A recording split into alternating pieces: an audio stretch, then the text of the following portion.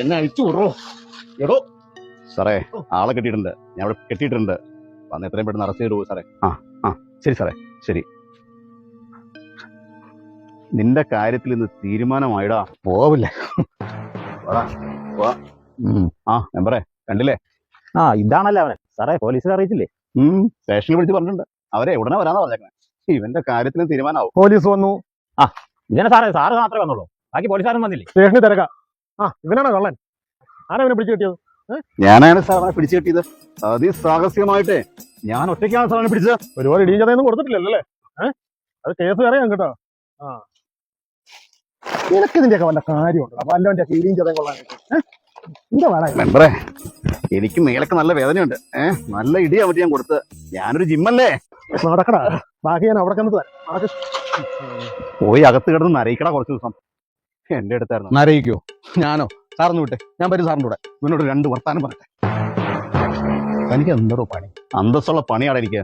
Nationalised ബാങ്കിലെ ക്ലർക്കാണ് ഞാൻ. എടോ ക്ലർക്കേ, തന്റെ അത്രയും നരകയാതന എനിക്ക് ജയിലിൽ പോയാൽ ഇല്ലടോ. താൻ അടച്ചു കെട്ടിയ ശീതീകരിച്ച മുറിക്കകത്തല്ലടോ രാവിലെ മുതൽ വൈകുന്നേരം വരെ ഇരിക്കുന്നത്. ഞങ്ങൾക്ക് ഒരു സൈഡ് ഓപ്പൺ ആടോ, ഫുള്ള് ഫ്രഷ് എയർ കിട്ടൂടോ.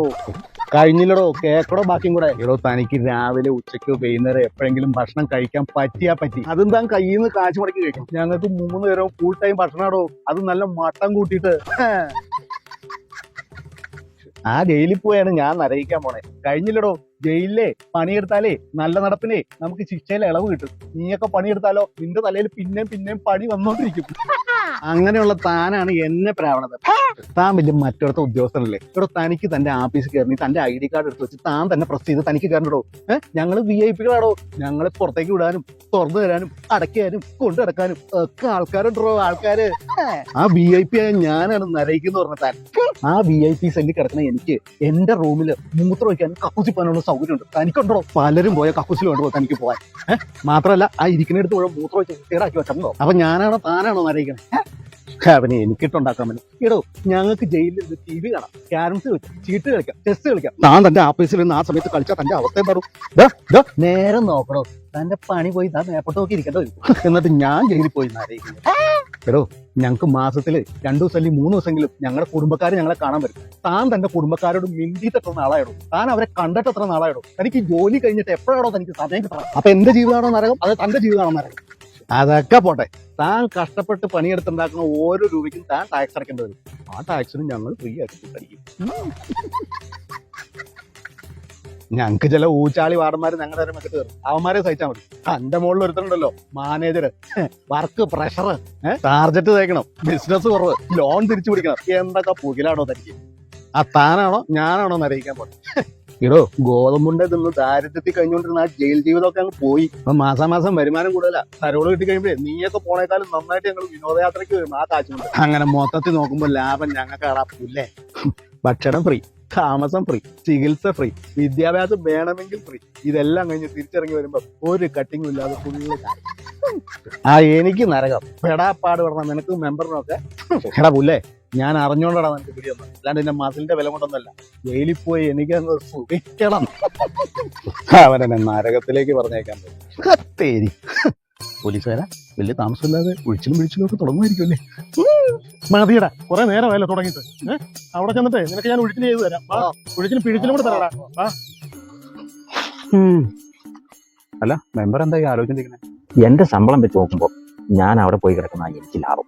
അവൻ പറയണ കേട്ടിട്ട് ബുദ്ധിയായിട്ട് പാടില്ലെന്നേ. എന്തായാലും കൂട്ടുകാരൊക്കെ അകത്തുണ്ട്, സ്വർണ്ണക്കൊള്ളയും ബാങ്ക് തട്ടിപ്പൊക്കെ ആയിട്ട്. അതിനൊന്നുമില്ല, ഉടനെ തന്നെ ഒരു കേസ് ഉണ്ടാക്കാം.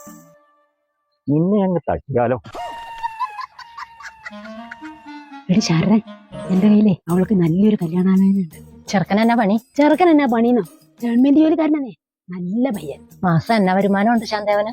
മാസേ 10-18 രൂപ ശമ്പളം ഉണ്ടെന്നേ. വർഷം ഒരു 2-2.25 ലക്ഷം രൂപ വരുമാനം കിട്ടും. 14 വർഷം കഴിയുമ്പോൾ അവൻ റിട്ടയർ ആവും. അപ്പൊ അവനൊരു 10-32 ലക്ഷം രൂപ കിട്ടും. അവന് ഏത് ഓഫീസിലാ ജോലി ചെയ്യണ? ജയിലില്. ഇപ്പൊ നല്ല വരുമാനടി, അന്തസ്സുള്ള ജോലി. ആണോ ചേച്ചി? ഞാൻ അവളോടും കൂടി ഒന്ന് ചോദിക്കട്ടെ കേട്ടോ.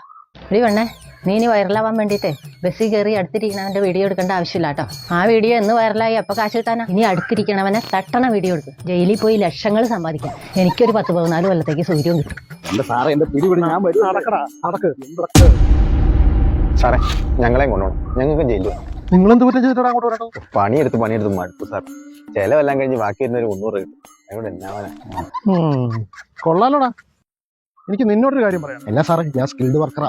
അതല്ലടാ, നിനക്ക് കഞ്ചാവ് ലുക്കുണ്ട്, അവിടെ സാധനം കിട്ടില്ല. ഇല്ലേ? എന്നാ ഞാൻ വന്നില്ല, നീ ഞങ്ങൾ നോക്കും.